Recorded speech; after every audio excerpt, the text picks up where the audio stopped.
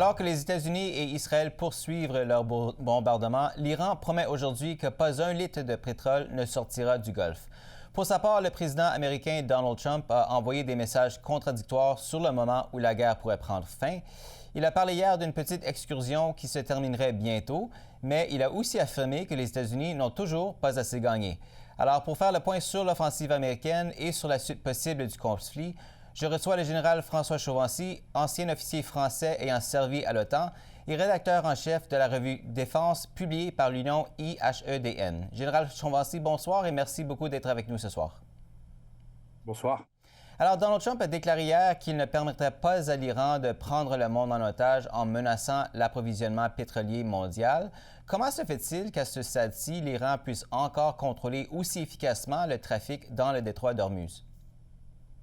Oui, c'est une très bonne question, d'autant qu'aujourd'hui, la conférence de presse de Pete Hegseth a montré qu'il n'avait pas été anticipé que le détroit d'Ormuz soit finalement contrôlable par les Américains.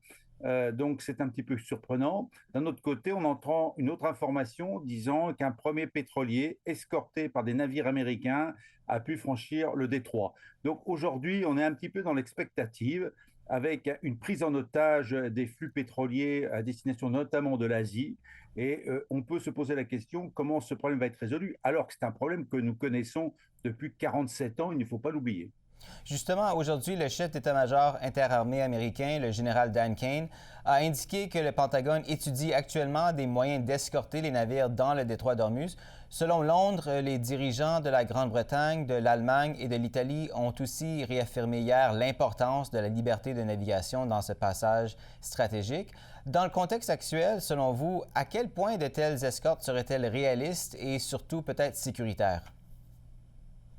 Alors, d'abord, il faut aussi rappeler que la France a déployé un groupe aéronaval en Méditerranée et que le président de la République a évoqué quand même la protection de la circulation par voie maritime dans le détroit d'Ormuz.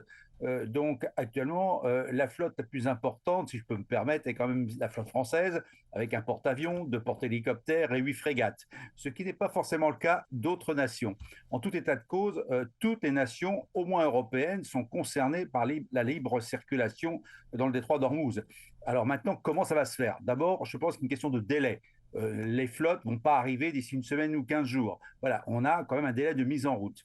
Ensuite, que vont faire les Américains? Est-ce que les Américains peuvent rester pendant une semaine, 2 semaines sans rien faire? Je ne le crois pas.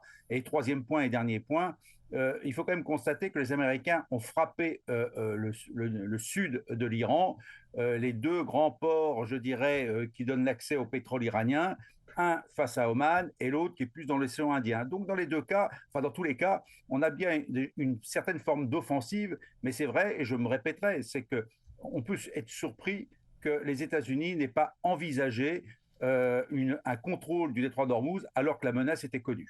Hmm. Le président Trump a aussi prévenu que si l'Iran tentait de bloquer les flux pétroliers du Moyen-Orient, la riposte serait beaucoup plus dure.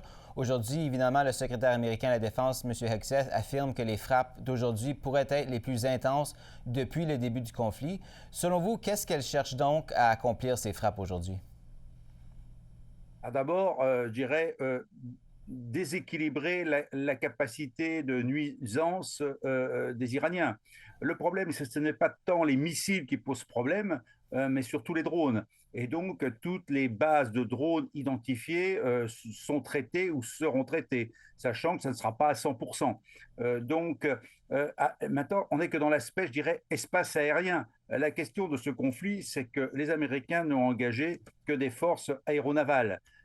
Interdire finalement l'accès à la mer de la Terre impliquera à un moment donné peut-être des forces terrestres. Et je crois que les Américains n'y sont pas prêts. D'abord, on reconnaît que la difficulté serait énorme. Mais la vraie difficulté, elle est là, en fait. Comment assurer dans la durée une neutralisation totale des forces militaires iraniennes qui agissent par des drones? Hmm. Plus largement, on a quand même l'impression que les États-Unis et Israël frappent l'Iran où ils veulent, quand ils veulent. Dans quel état, selon vous, se trouvent aujourd'hui les forces iraniennes et combien de temps pensez-vous qu'elles peuvent encore vraiment encaisser ce rythme d'attaque? Alors c'est très difficile à dire. On a eu une estimation israélienne d'environ 2000-2500 missiles au début de la guerre. sachant que manifestement, il y a des missiles longue portée capables de toucher Israël, et une grande partie de ces missiles qui sont de enfin de courte portée, capables surtout de frapper les pays arabes, de la péninsule arabique. Donc là, effectivement, il y a une usure forcément de ces matériels, parce que pour fabriquer un missile, c'est 1 à 3 mois, il ne faut pas l'oublier. Ensuite, par ailleurs, Israéliens et Américains ont détruit au fur et à mesure tout ce qu'ils avaient identifié comme industrie d'armement. Donc il y aura un moment où le recomplètement des missiles se posera. La question restera celle des drones. Et puis, dernier point qui apparaît notamment dans la presse américaine, c'est l'accès finalement aux liquides de propulsion des missiles, notamment venant de Chine. C'est-à-dire que les missiles ont besoin de propergol, qui est un produit chimique capable de pousser les missiles. En l'occurrence, il semblerait bien que la Chine approvisionne l'Iran de ce côté-là. Et là, la question se posera aussi. Donc, plusieurs points: industrie d'armement, site de lanceurs, lanceurs mobiles, et enfin, ce carburant qui serait fabriqué en Iran à partir de produits chinois. Donc là, au bout d'un moment, on peut penser que l'ensemble de ces moyens seront dégradés. Donc, pour la question que vous avez posée sur la durée, c'est difficile à dire. Moi, je pense, quand on voit un petit peu ce qui est tiré aujourd'hui, c'est que d'ici 15 jours, 3 semaines, ça devrait s'affaiblir. Mais je soulignerai un point: ce n'est pas tellement les armes qui sont importantes, c'est surtout la volonté de se battre. Et que pour l'instant, on entend jour après jour les Iraniens dire: nous nous battrons jusqu'au bout contre les Américains. Le secrétaire Hegseth affirme que l'objectif principal de l'offensive américaine, c'est surtout d'empêcher l'Iran d'acquérir l'arme nucléaire. Les États-Unis ont frappé 3 sites clés en juin dernier.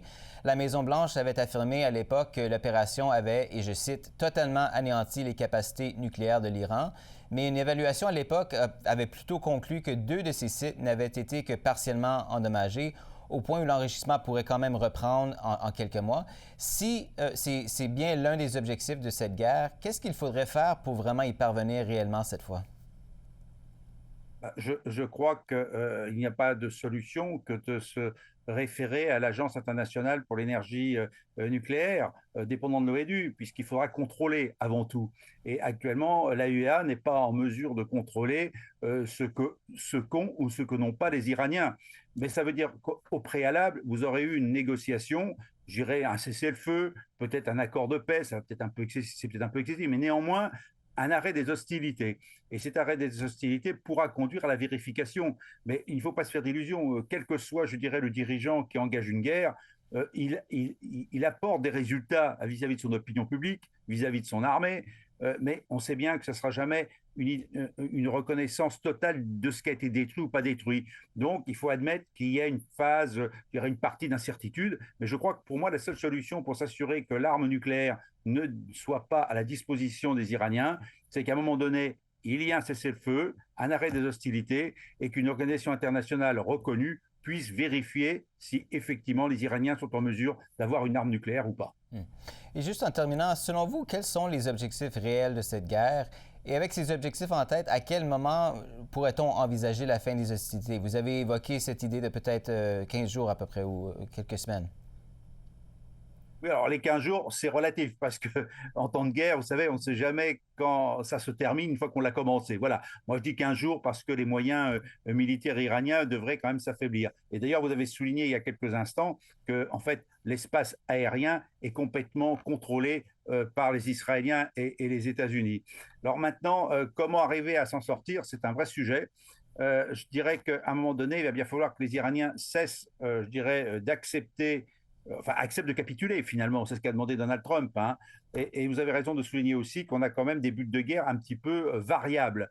Moi, je pense, mais c'est une hypothèse personnelle, que ces hypothèses de guerre, de victoire, ont été énoncées au début un petit peu en vrac, en quelque sorte. Voilà, donc changement de régime, suppression de la capacité nucléaire militaire des Iraniens, suppression des missiles, ne l'oublions pas, et leur capacité d'attaquer Israël. Mais je crois que pour Donald Trump, c'est pas tout cela qui est important. Le but, c'est d'avoir d'abord un résultat, et en fonction des opérations militaires, quel est le résultat qui aura été obtenu. Et une fois que le résultat aura été obtenu, quel qu'il soit dans ce que je viens de vous dire, eh bien, il dira: j'ai gagné et donc je peux arrêter. Et je pense qu'on est dans cette logique-là, sachant que tant qu'il n'y aura pas de force terrestre, on voit mal comment l'Iran accepterait de capituler, mais il y a bien un moment où l'Iran et ses ayatollahs devront céder. Général François Chauvency, merci encore une fois d'avoir été avec nous ce soir. Bien apprécié. Je vous en prie.